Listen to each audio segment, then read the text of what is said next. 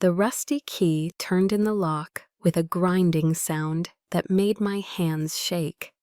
After 12 years of marriage to Marcus, I was finally about to see what he had hidden from me at this old farm. The wooden door creaked open, and the smell hit me first. Not the musty smell of an old barn, but something sweet and familiar, baby powder and lavender.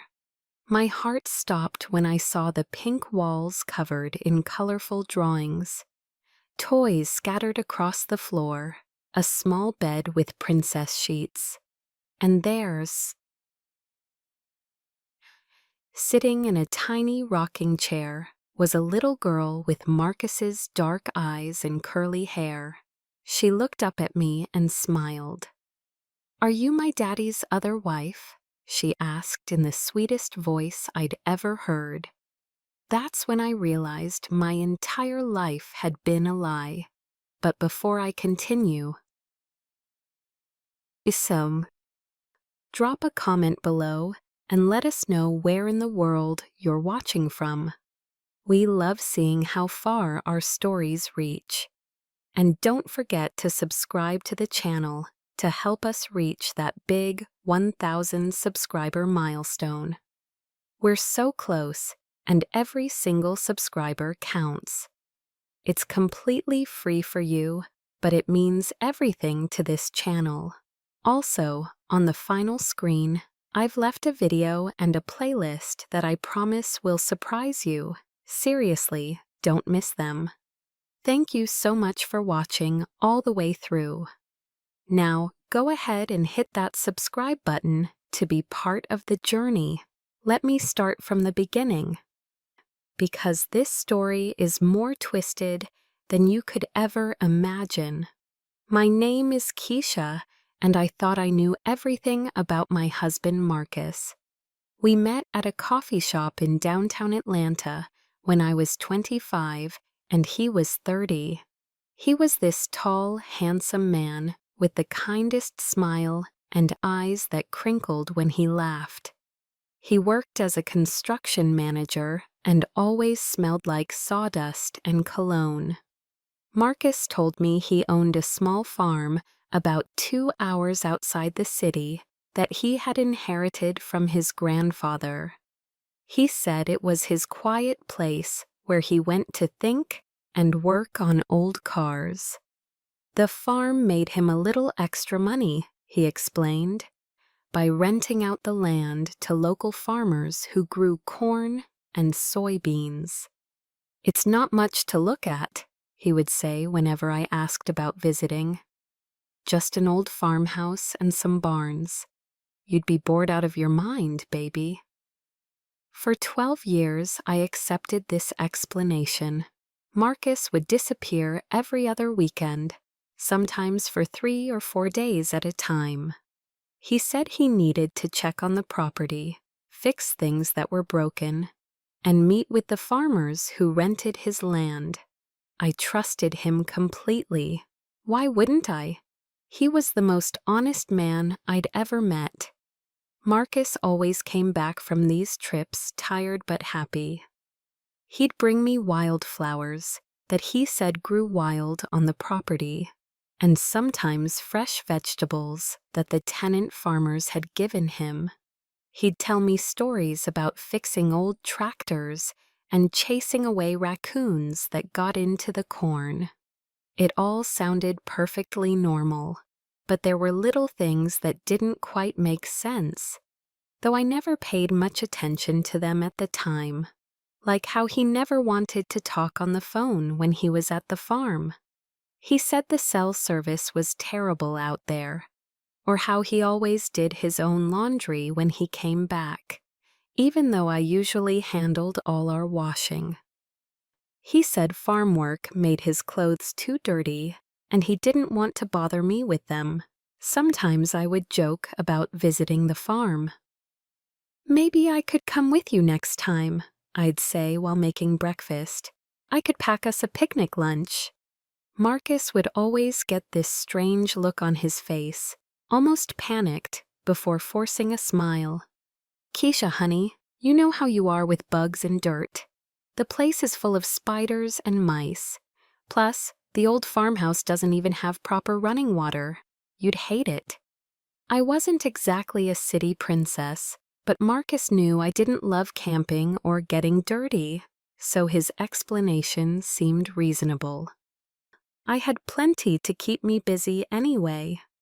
I worked as a teacher at the elementary school, and between grading papers and planning lessons, I had enough to fill my weekends when he was gone. Our marriage was good, really good. We laughed together, supported each other's dreams, and talked about having kids someday. Marcus was gentle and loving, always bringing me little surprises and remembering important dates. He never raised his voice or made me feel bad about anything. My friends were jealous of how sweet he was. The only strange thing was how protective he became whenever anyone mentioned the farm. My sister Brielle visited us for Christmas one year and suggested we all drive out to see the property. Marcus got so upset that he actually raised his voice, which was completely unlike him. "The roads are terrible in winter," he said, his hands clenched into fists. "It's not safe. And there's nothing to see anyway, just empty fields and old buildings." Brielle looked at me with raised eyebrows, but I just shrugged. I figured Marcus was embarrassed about the condition of the place. Maybe it was run down, and he didn't want people to see it. Everything changed on a Tuesday morning in March. I was getting ready for work when I heard a loud crash from our bedroom. I ran in to find Marcus collapsed on the floor next to our bed. His face was gray, and he was clutching his chest. "Call 911, he whispered, and those were the last words he ever spoke to me. The doctors said it was a massive heart attack. There had been no warning signs, no previous health problems. Marcus was only 42 years old and seemed perfectly healthy. One minute he was alive and planning to fix our kitchen sink that weekend, and the next minute he was gone forever. The funeral was a blur of flowers and casseroles, and people hugging me while I stood there feeling completely empty.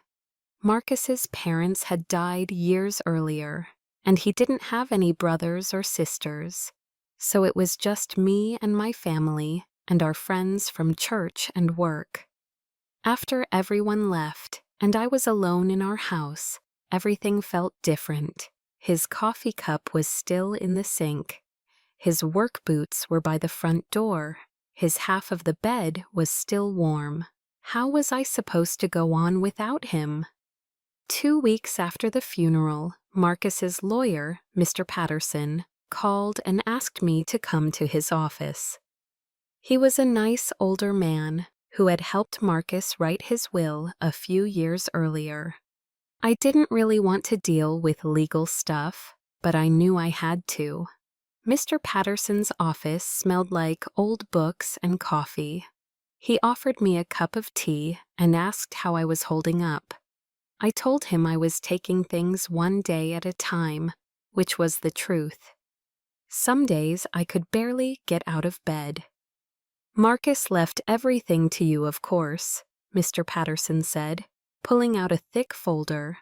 "The house, Pummos, the cars, his savings account, and his life insurance policy. You'll be financially comfortable." I nodded and tried to pay attention as he went through all the paperwork. Marcus had been responsible about money and had made sure I would be taken care of if anything happened to him. "There's one more thing," Mr. Patterson said, reaching into his desk drawer. He pulled out a set of old brass keys tied together with a piece of twine. "These are for the farm property.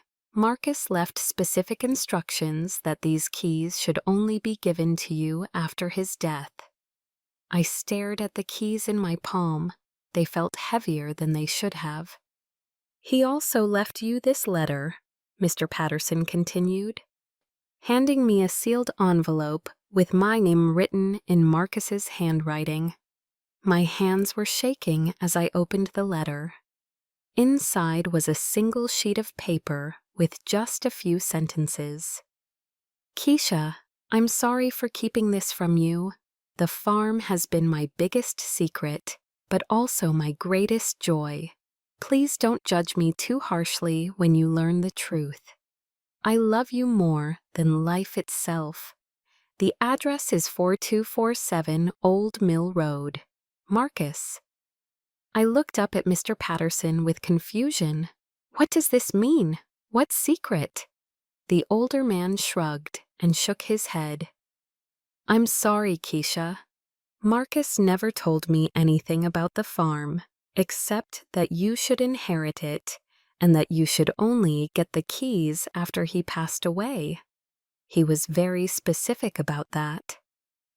I drove home with the keys burning a hole in my purse and a million questions racing through my mind. What secret could Marcus have been keeping? What was at that farm that he never wanted me to see? Part of me was hurt that my husband had hidden something from me for our entire marriage. But another part of me was curious. That night, I couldn't sleep. I kept thinking about Marcus's letter and the way his hands had shaken whenever I mentioned visiting the farm. What was he so afraid of me discovering? I decided I would sell the farm without ever seeing it. I didn't need the extra property, and I had no interest in becoming a landlord for tenant farmers. But first, I needed to know what condition it was in so I could set a fair price. The next morning, I called in sick to work and got in my car with the keys and the address. The drive took exactly 2 hours and 15 minutes through small towns and countryside. Old Mill Road was a narrow dirt path lined with tall oak trees. I almost missed the mailbox that said 4247 in faded numbers. The driveway was longer than I expected, winding through thick woods for about half a mile before opening into a clearing. What I saw took my breath away. This wasn't the rundown old farm that Marcus had described. The farmhouse was beautiful, with a fresh coat of white paint and a wraparound porch decorated with hanging flower baskets. The yard was perfectly maintained, with a vegetable garden and fruit trees. Everything looked like it belonged in a magazine. I parked my car and sat there staring at the house for a long time. This place was obviously someone's home, not an abandoned property rented out to farmers. The windows had cheerful yellow curtains, and there was a tire swing hanging from a massive oak tree in the front yard. My heart was pounding as I walked up the front steps. The porch was decorated with children's chalk drawings and had a small table set up for tea parties. Wind chimes made soft music in the breeze. I put the brass key into the front door lock, and that's when my whole world came crashing down. The house was clearly lived in and loved. The living room had comfortable furniture and family photos on every surface. But they weren't photos of me and Marcus. They were photos of Marcus with a beautiful woman who had long braids and the brightest smile I'd ever seen. And in many of the photos, they were holding a little girl with Marcus's eyes and the woman's smile. I walked through the house like I was in a dream. The kitchen had drawings on the refrigerator signed Love Amara in careful first-grade handwriting. The bathroom had 2 toothbrushes and children's shampoo. Upstairs, there were 2 bedrooms. One had adult furniture and clothes in the closet that definitely didn't belong to me. The other bedroom was clearly a little girl's room, painted pink with princess decorations and toys everywhere. That's when I heard the front door open downstairs and a woman's voice call out, "Daddy, are you home early?" I froze at the top of the stairs, my heart hammering so hard I thought it might explode. Footsteps crossed the living room floor, and then I heard the woman gasp. "Oh my God," she whispered, "you're not Marcus." I forced myself to walk downstairs, gripping the banister so tightly my knuckles turned white. At the bottom of the steps stood the most beautiful woman I'd ever seen in real life. She was tall and graceful, with perfect dark skin and long braids pulled back in a ponytail. She was wearing scrubs, like she worked at a hospital or doctor's office. Behind her, peeking out from the kitchen doorway, was a little girl who looked exactly like Marcus. She had his curly hair and dark eyes, but the woman's delicate features. She couldn't have been more than 6 or 7 years old. "I'm sorry," I said, though I wasn't sure what I was apologizing for. "I'm Keisha. I was Marcus's—" I stopped. What was I? His wife? His widow? His other family? The woman's face went completely white. "Oh no," she breathed. "You're her. You're his other wife." The little girl stepped out from behind her mother and looked up at me with curious eyes. "Mama, who is this lady? Where's Daddy?" And that's when I realized that my husband hadn't been visiting a farm all these years. He had been living a double life with a whole other family. The man I thought I knew better than anyone had been keeping the biggest secret imaginable. Marcus hadn't just been married to me. He had been married to someone else too, and they had a daughter together. I looked at this beautiful woman and this innocent little girl, and I felt like the world was spinning out of control. Everything I thought I knew about my life, my marriage, and the man I loved was a lie. The woman, Marcus's other wife, stared at me with tears in her eyes. "He's dead, isn't he?" she whispered. "That's why you're here. That's why you have the keys." I could only nod, because I couldn't find my voice to tell this woman and child that the man they loved was never coming home again.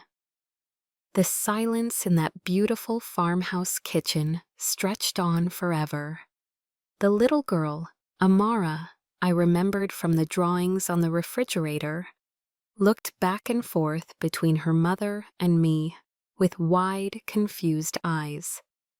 Her mother, whose name I still didn't know, was gripping the back of a kitchen chair so hard her knuckles had gone white. "When?"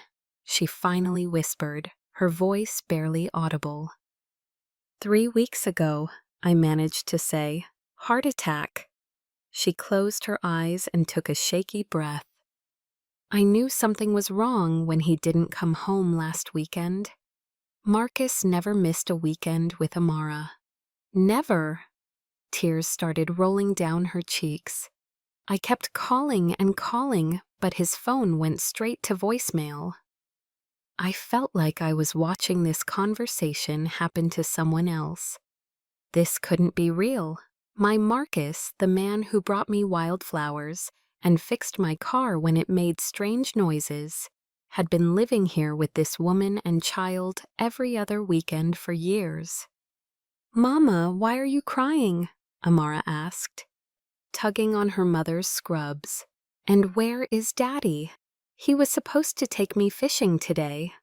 The woman, I desperately needed to know her name, knelt down to Amara's level. "Baby, this lady has some very sad news about Daddy. Can you go play in your room for a few minutes while we talk?" "But I want to know about Daddy," Amara protested, her bottom lip starting to tremble. "I know, sweetheart. I'll come explain everything in just a little bit, okay? Go get your coloring books. After Amara reluctantly went upstairs, the woman and I stood there staring at each other. She was even more beautiful up close, with perfect skin and kind eyes that were now red from crying. She looked to be about my age, maybe a little younger. "I'm Zara," she said finally, "and I guess we have a lot to talk about." "I'm Keisha." I didn't know what else to say. What was the proper etiquette for meeting your dead husband's other wife? Zara gestured for me to sit down at the kitchen table. She moved around the kitchen like she belonged there, which I guess she did. She made 2 cups of coffee with the ease of someone who had done it 1,000 times before. The normalcy of it made everything feel even more surreal. "How long?" I asked when she sat down across from me. 8 years, Zara said quietly. "We met at the hospital where I work as a nurse. Marcus was there visiting a friend who had been in a construction accident. He stayed to make sure his friend was okay, and we just started talking." She stared into her coffee cup. "He told me he was divorced, said his ex-wife had moved to another state, and they didn't keep in touch." My heart felt like it was being squeezed by a giant fist. "He told me he had never been married before." Zara looked up at me with surprise. "Really? He told me all about you, just said you were his ex. He said your name was Kelly, and that you were a teacher who couldn't have children." I almost choked on my coffee. "My name is Keisha, and we were trying to have children. We were planning to start trying next year." The lies kept getting bigger and more painful. "Oh, God," Zara whispered. "He told me the same thing about Kelly. I mean you. He said she desperately wanted children, but couldn't get pregnant, and that's why the marriage fell apart." We sat there in stunned silence, both of us realizing how carefully Marcus had constructed his lies. He had taken pieces of the truth and twisted them to fit whatever story he needed to tell. "When did you get married?" I asked, though I wasn't sure I wanted to know the answer. 6 years ago, Zara said, "right here on the property. It was just us and a justice of the peace, and 2 witnesses from my work. Marcus said he wanted to keep it small, because his first marriage had been such a big wedding. And it ended badly.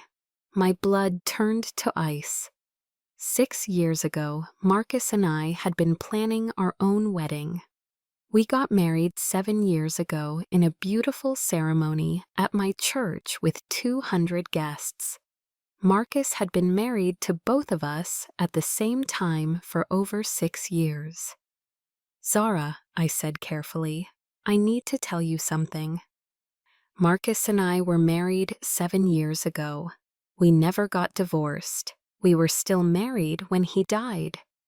Her face went completely white, and she started shaking her head. "No, that's not possible. We have a marriage certificate. We filed taxes together. This is our house." I pulled my phone out of my purse and showed her photos from our wedding.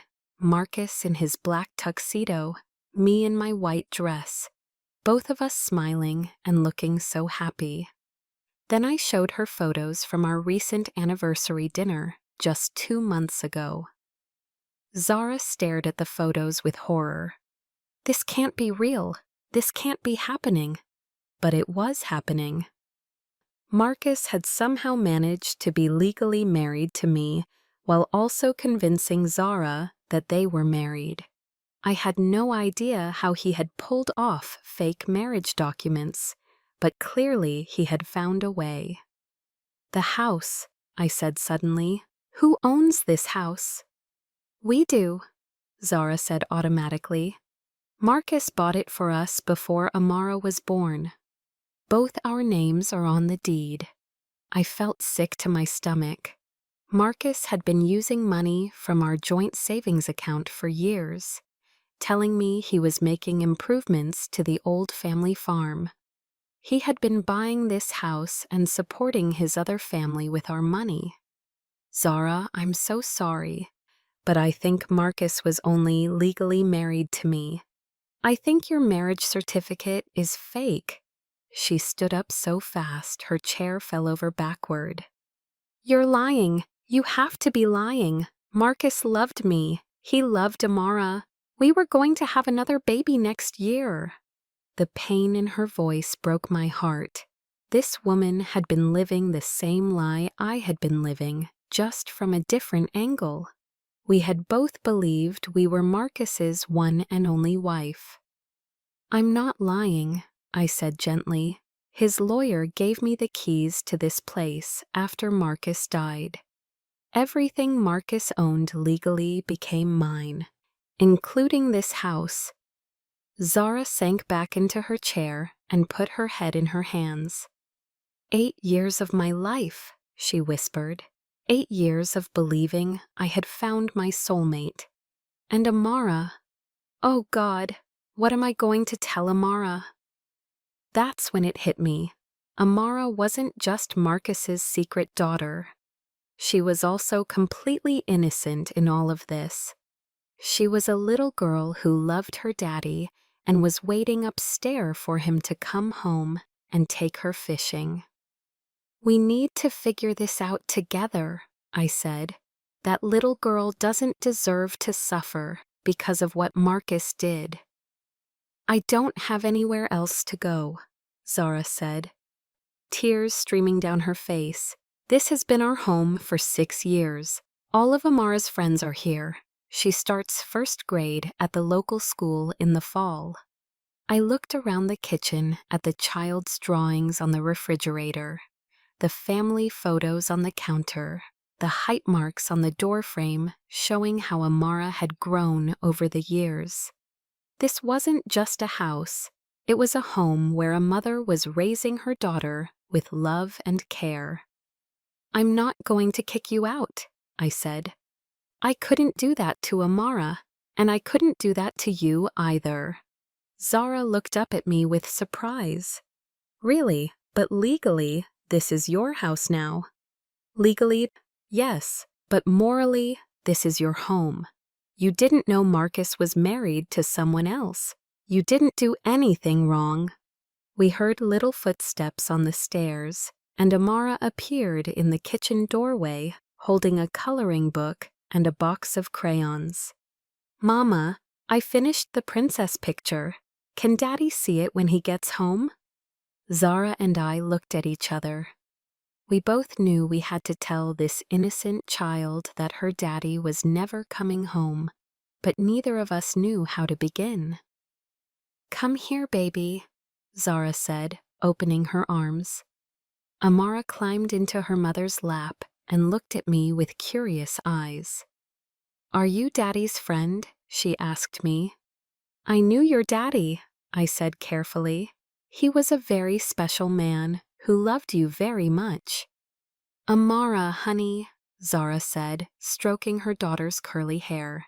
I have some very sad news about Daddy. For the next hour, Zara and I took turns explaining to a 6-year-old girl that her father had died and wasn't coming back. Amara cried and asked a million questions that we didn't know how to answer. Why did Daddy's heart stop working? Where did he go when he died? Would she ever see him again? Through it all, I found myself falling in love with this little girl who was so much like Marcus. She had his laugh and his way of tilting her head when she was thinking hard about something. She was smart and funny and completely heartbroken.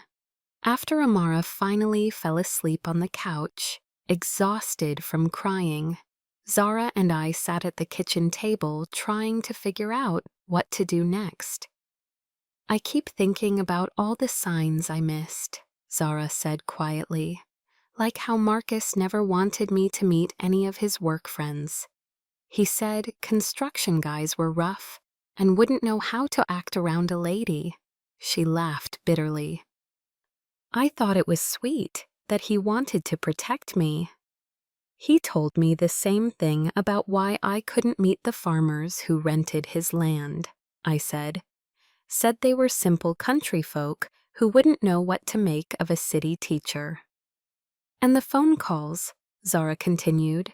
He would step outside to take certain calls, said it was work stuff that would bore me.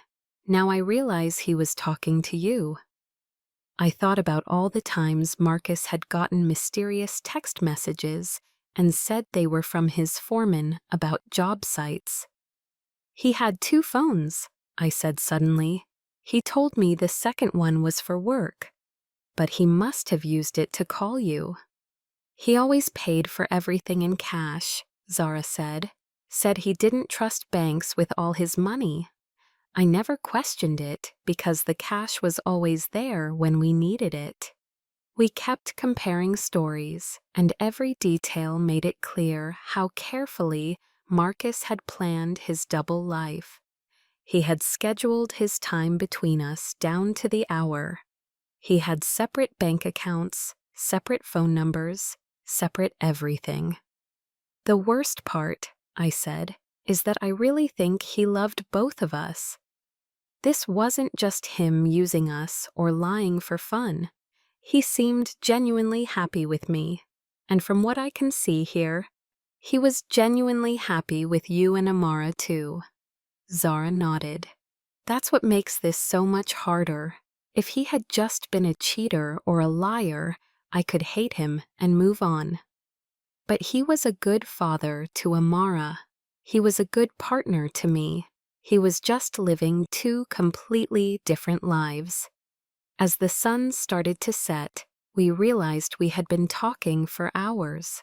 Amara was still asleep on the couch, her face puffy from crying. She looked so small and vulnerable. I should probably head home, I said, though I didn't really want to leave. My empty house suddenly felt even more lonely than it had before. Keisha, Zara said as I stood up to go. Thank you for being kind about this. You could have been angry or mean, and I would have understood. But you've been nothing but gracious, even though you're hurting too. We're both victims here, I said, and Amara is completely innocent. Whatever happens next, we need to make sure she's okay. As I drove home through the dark country roads, my mind was spinning. In one day, I had learned that my entire marriage had been built on lies. My husband had been living a double life with another family. I had a stepdaughter I never knew existed, who was now fatherless because of a secret that Marcus took to his grave. But I had also met Zara, who seemed like one of the kindest, most genuine people I had ever encountered. And Amara, despite the circumstances, had already stolen a piece of my heart. When I got home, I sat in my car in the driveway for a long time, looking at the house I had shared with Marcus. Everything looked the same as it had that morning, but everything was different. The man I thought I had known completely had been a stranger. I walked into our bedroom and opened Marcus's closet. Hidden in the back behind his winter coats, I found a small cardboard box I had never noticed before. Inside were hundreds of photos of Zara and Amara, pictures of birthday parties, Christmas mornings, family vacations to places I had never been. There was also a tiny pink hospital bracelet that said Baby Girl Jenkins and a first tooth in a small envelope labeled Amara's first tooth, age 6. Marcus had kept every precious moment of his daughter's life hidden in a box where I would never find it. As I looked through the photos, I could see how much he loved them. His face in every picture showed pure joy and contentment. At the bottom of the box was a letter addressed to me in Marcus's handwriting, but it was sealed and marked only if something happens to me. My hands were shaking as I opened it. "My dearest Keisha," it began, "if you are reading this, then I am gone and you have discovered my greatest secret. I know you must hate me right now, and I understand why. What I did was unforgivable, and I have no excuse except that I loved you both so much I couldn't bear to lose either of you. I met you first and fell completely in love. You were everything I had ever wanted in a wife, but when I met Zara, it wasn't that I loved you less. I just found room in my heart to love her too.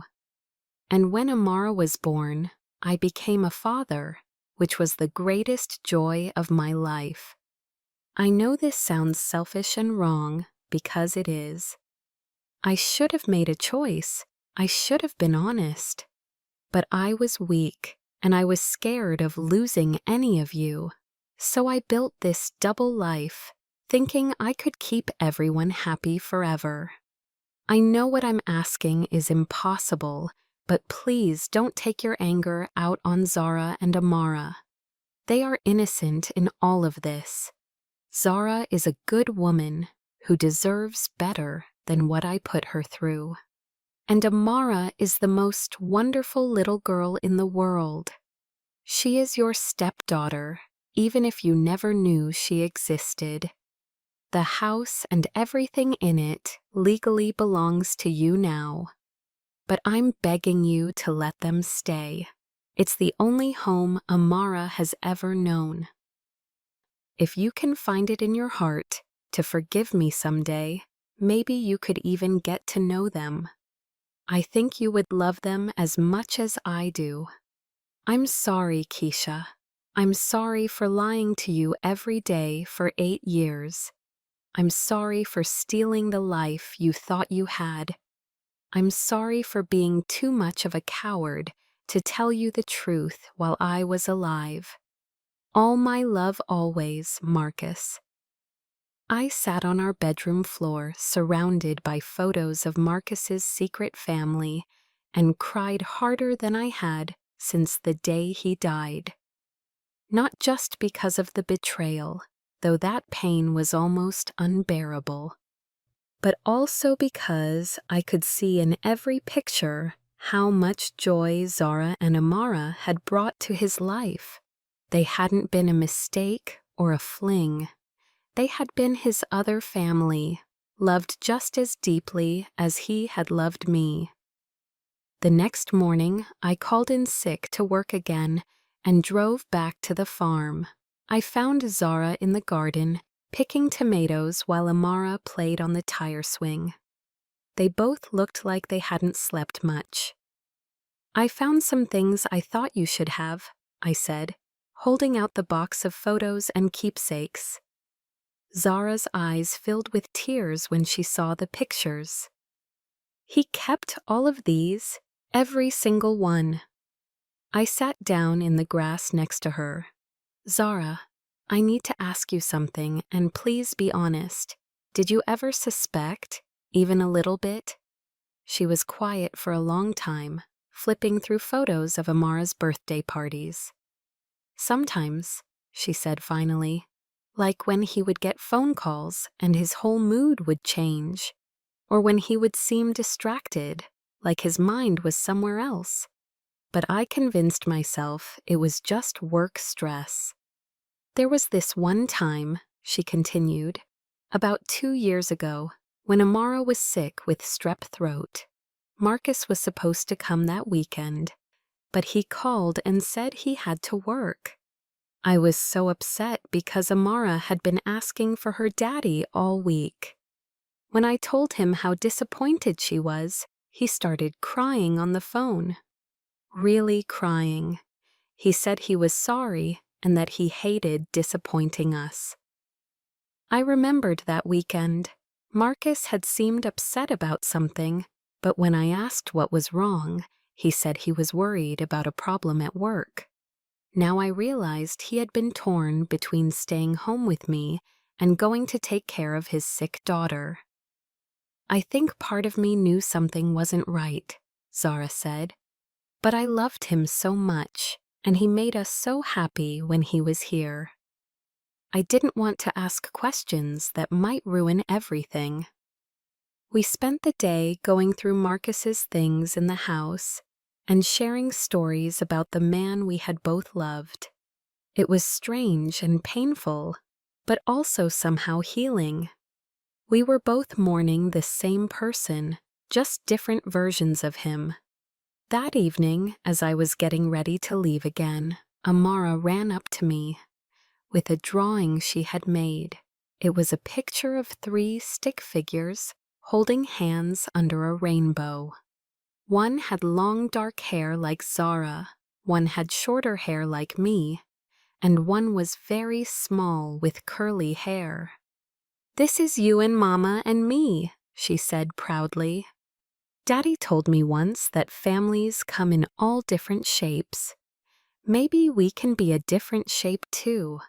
Looking down at this innocent child who had just lost her father, I made a decision that would change all our lives forever. I knelt down to Amara's level and looked at her beautiful drawing of the 3 of us holding hands. This little girl, who had every reason to be confused and scared, was trying to find a way for all of us to be okay together. Her resilience broke my heart and inspired me at the same time. "That's a very special picture, Amara," I said, taking the drawing carefully. "Can I keep this?" She nodded eagerly. "Mama says you're going to be part of our family now. Is that true?" I looked up at Zara, who was watching us with tears in her eyes. We hadn't discussed anything like that, but somehow this 6-year-old had figured out what we adults were still trying to understand. "I'd like that very much," I said, and I meant it. That night, I went home and made a list of everything I needed to figure out. The legal issues were complicated. Marcus had left me everything in his will, but he had been using our joint money to support Zara and Amara for years. The house was in both Marcus's and Zara's names, even though their marriage wasn't legal. Zara had no legal right to anything, but morally, she deserved much more than Marcus had left her with. The next few weeks were a whirlwind of lawyers, paperwork, and difficult conversations. I learned that Marcus had been incredibly smart about keeping his 2 lives separate. He had used cash for almost everything related to Zara and Amara, so there was very little paper trail in our joint accounts. He had somehow managed to get fake marriage documents that looked completely real. He had even filed fake tax returns showing himself as married to Zara, though he had been filing real ones with me. The more I learned about the extent of his deception, the more amazed I became at how he had pulled it off for so many years. But I was also angry, not just at Marcus, but at the situation he had put all of us in. During this time, I found myself driving out to the farm almost every day after work. At first, I told myself it was to help Zara deal with all the legal paperwork, and to make sure Amara was adjusting okay to losing her father. But the truth was, I had become attached to them both. Zara was nothing like I had imagined when Marcus used to describe his boring weekend trips to the farm. She was intelligent, funny, and incredibly kind. She worked long shifts at the hospital, but always made time to help her neighbors with their problems. She grew the most beautiful garden I had ever seen and cooked meals that made my mouth water just from the smell. And Amara was absolutely magical. She was curious about everything, asked a million questions, and had an imagination that could turn a cardboard box into a spaceship or a castle. She was also clearly brilliant. At 6 years old, she was already reading chapter books and doing math problems that impressed me as an elementary school teacher. But more than anything, watching Zara and Amara together showed me what Marcus had been so desperate to keep in his life. They had a bond that was beautiful and strong. Zara was an amazing mother who was patient, loving, and wise.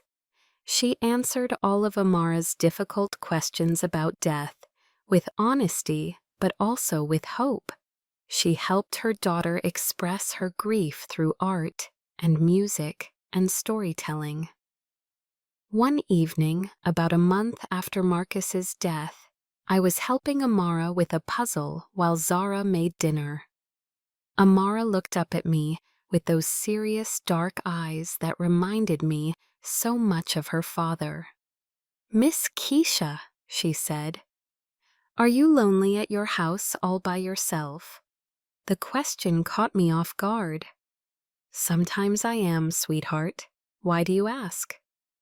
"Because Mama and I get lonely sometimes too, even though we have each other.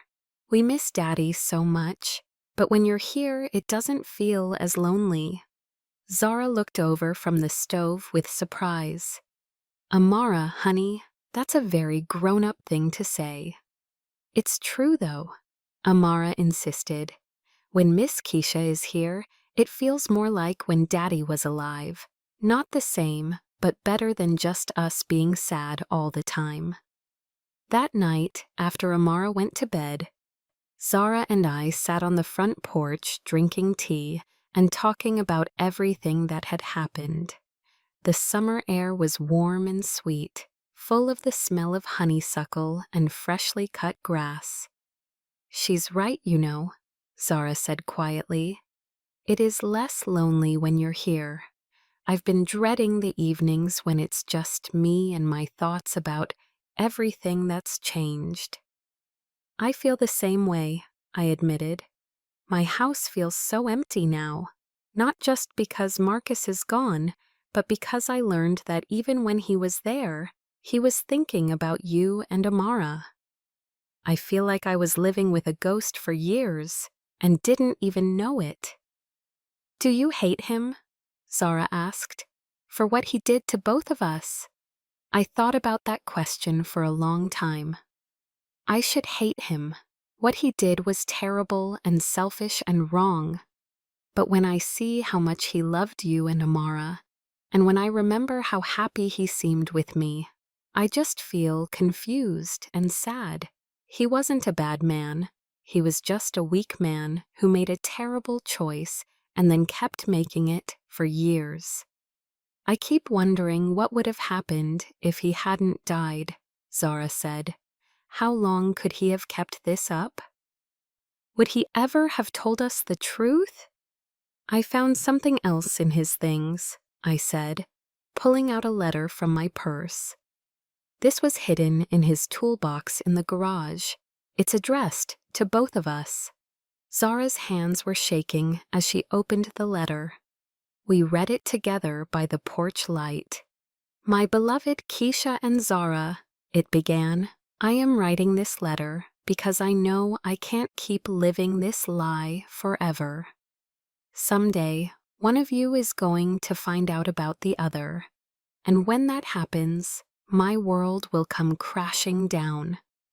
I have been trying to find the courage to tell you both the truth for months now.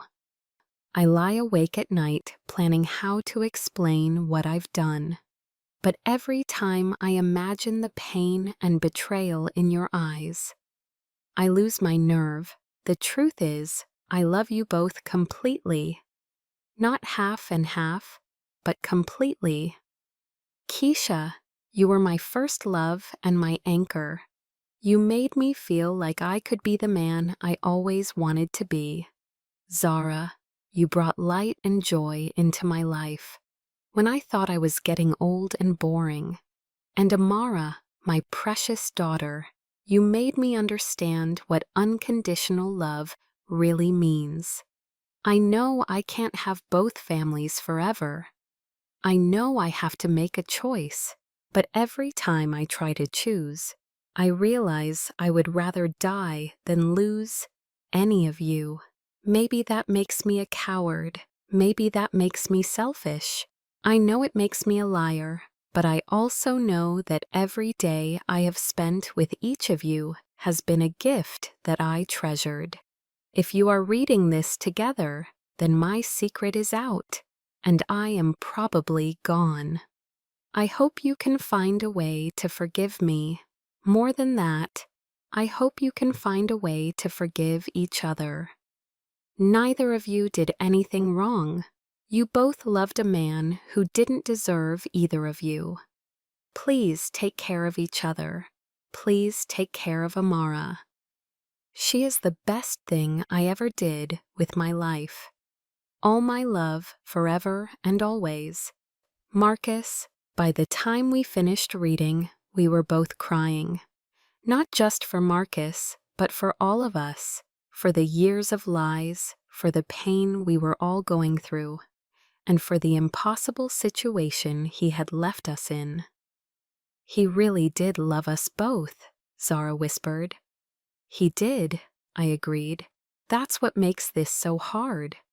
If he had just been using one of us, or if he had been unhappy in his marriage to me, it would be easier to understand. But he built 2 complete lives because he couldn't bear to lose either one. Over the next few weeks, Zara and I made some big decisions together. First, I legally transferred half ownership of the farmhouse to her, so she would always have security and a home for Amara. It was the right thing to do, both morally and practically. Second, I set up a trust fund for Amara's education using money from Marcus's life insurance. She was a smart little girl who deserved every opportunity to succeed in life, and her father should have provided for her future. Third, we decided to tell people that we were sisters-in-law who were helping each other through our grief. It was close enough to the truth that we could live with it, and it explained why I was spending so much time at the farm. But the biggest decision was one that surprised even me. I decided to sell my house in the city and move to the farm permanently. Are you sure? Zara asked when I told her my plan. This is a big change. You'd be giving up your whole life. My whole life was built around Marcus, I said. Without him, that house just feels like a museum of memories. But here, with you and Amara, I feel like I could build something new. The transition wasn't always easy. 3 people learning to live together is complicated under the best circumstances, and our circumstances were anything but normal. We had to figure out everything from how to split household chores to how to handle Amara's questions about why I didn't have children of my own. There were moments of tension and awkwardness. Sometimes Zara and I would both start to tell a story about Marcus, then stop when we realized the other person didn't know that version of him. Sometimes we would find old reminders of his double life and have to work through the fresh pain together. But there were also moments of unexpected joy, like when Amara started calling me Aunt Keisha without anyone suggesting it.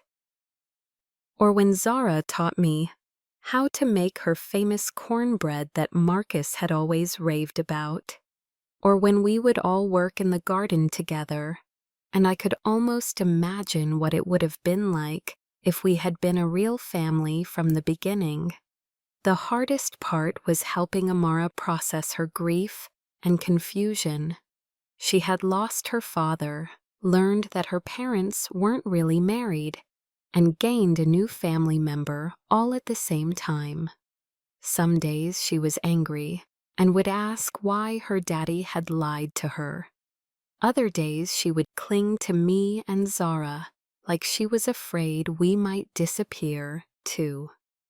We took her to a counselor who specialized in helping children deal with loss and family changes. Dr. Williams was a kind woman who helped Amara understand that adults sometimes make mistakes, even when they love their children very much. She also helped all three of us learn how to talk about Marcus honestly, acknowledging both the love he had given us and the pain his choices had caused. As the months passed, we settled into our own kind of normal. I transferred to a teaching job at the local elementary school, where Amara would start 2nd grade in the fall. Zara continued working at the hospital, but she was happier knowing that I was there to help with childcare and household responsibilities. We turned Marcus's old office into a bedroom for me, decorating it with some of my furniture from the city house and new things we picked out together. Amara insisted on helping paint the walls, and we let her add her own artistic touches to the room. The three of us developed our own traditions and routines. Sunday morning pancakes with silly faces made from blueberries and whipped cream. Friday night movie nights with homemade popcorn. Saturday morning trips to the farmer's market, where Amara would charm all the vendors into giving her extra samples. People in town were curious about our unusual family situation, but most folks were kind and accepting. The story we told, that Zara was my sister-in-law and we were helping each other through our grief, satisfied most people's questions. And those who suspected there was more to the story generally kept their opinions to themselves. About 6 months after Marcus's death, something beautiful and unexpected happened. I was helping Amara with her homework when she looked up at me with those serious dark eyes. "Aunt Keisha," she said, "I know Daddy made some big mistakes, but I'm glad his mistakes brought you to us." That night, I called my sister Brielle to update her on how we were all doing. She had been worried about my decision to move to the farm, afraid I was running away from my problems instead of dealing with them. "You sound different," she said during our phone call. "Happier, maybe?" "I think I am happier," I said, looking out the kitchen window at Zara and Amara chasing fireflies in the yard.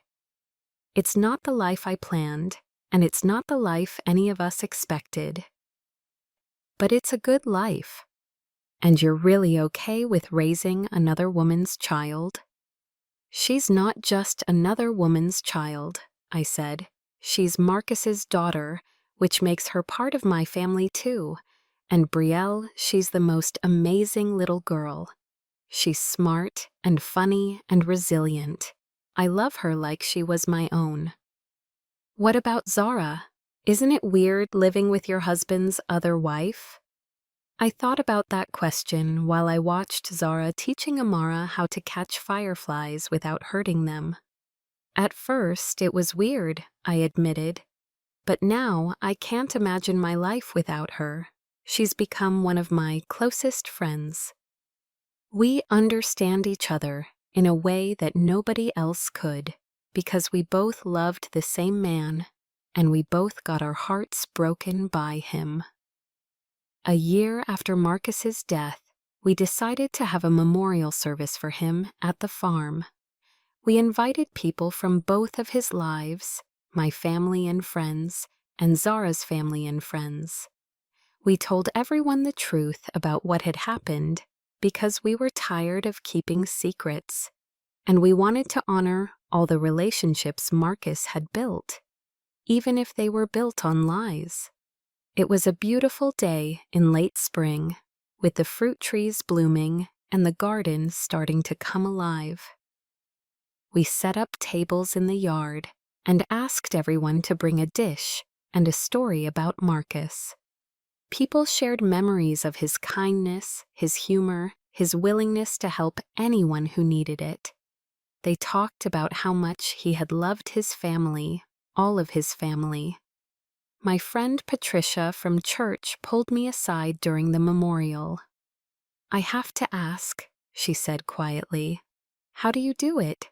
How do you live with the woman who was married to your husband?" I looked across the yard at Zara, who was helping Amara serve lemonade to the guests, because she didn't know about me any more than I knew about her, I said.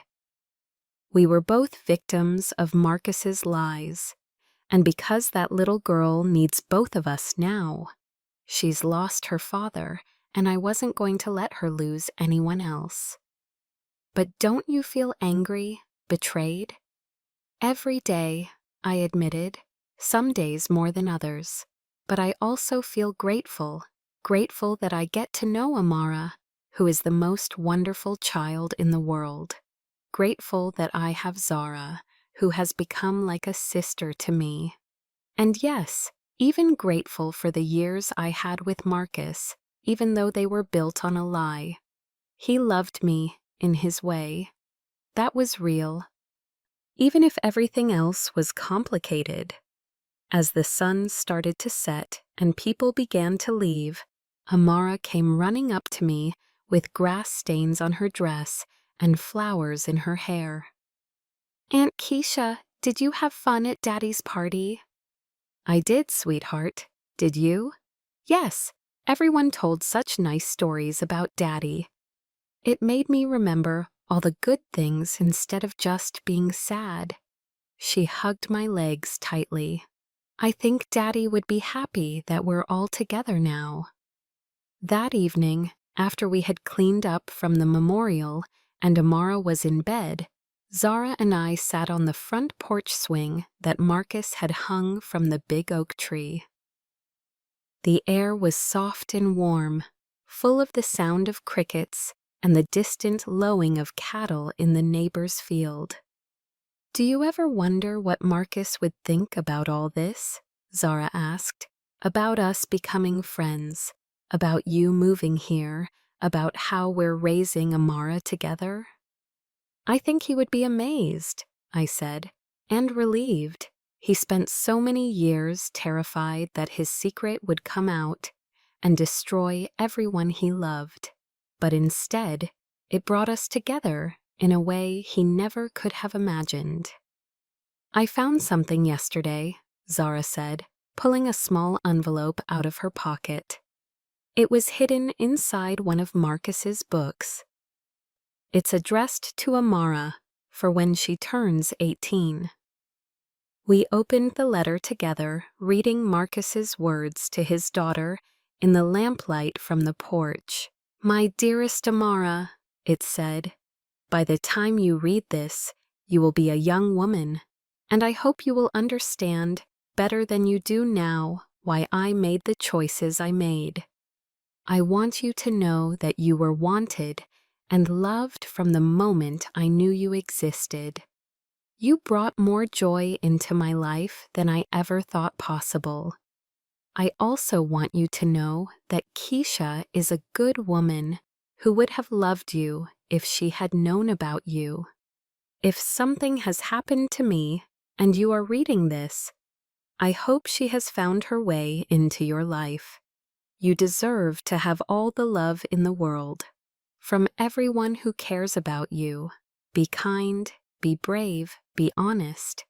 All the things your daddy tried to be but sometimes failed at. Learn from my mistakes. When you love someone, tell them the truth, even when it's hard.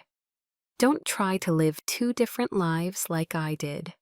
One life lived honestly and fully is worth more than a dozen lives built on lies. I love you forever, my precious girl. Take care of your mama, and let her take care of you. your daddy. We were both crying by the time we finished reading. Even in death, Marcus was still finding ways to bring us together and help us heal. 2 years after that terrible day when I first opened the door to the farmhouse, I was helping Amara get ready for her first day of 3rd grade. She was excited about her new teacher and nervous about whether she would know anyone in her class. "Aunt Keisha," she said as I braided her hair, "can I tell people at school that I have 2 moms now?" "What do you mean, sweetheart?" "Well, I have Mama, who is my real mom, but I also have you, who takes care of me and loves me and helps me with my homework and reads me stories. That's like having 2 moms, right?" I looked in the mirror at this beautiful, wise little girl who had taught me so much about forgiveness and family and love. "If that's how you feel, then that's what you should tell people." "Good," she said matter-of-factly, "because Sarah in my class only has 1 mom, and I think having 2 is better. I have twice as much love." That afternoon, Zara and I both went to Amara's school for the parent orientation. When the teacher asked parents to introduce themselves, we stood up together. "I'm Zara Jenkins, and this is Keisha Johnson," Zara said. "We're both Amara's guardians."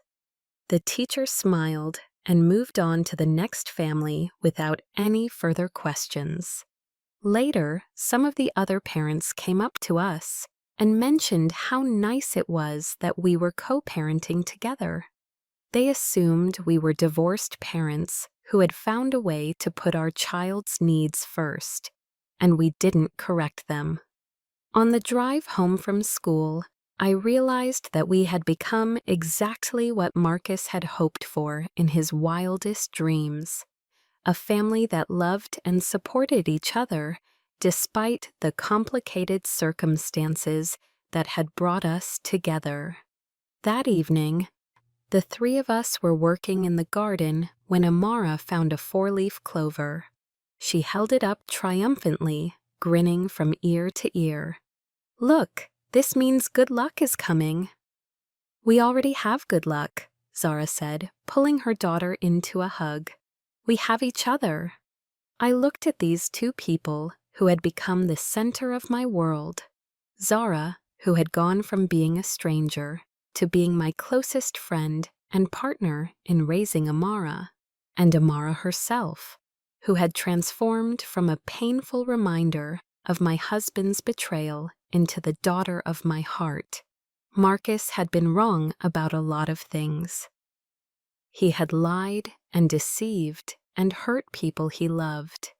But he had been right about one thing.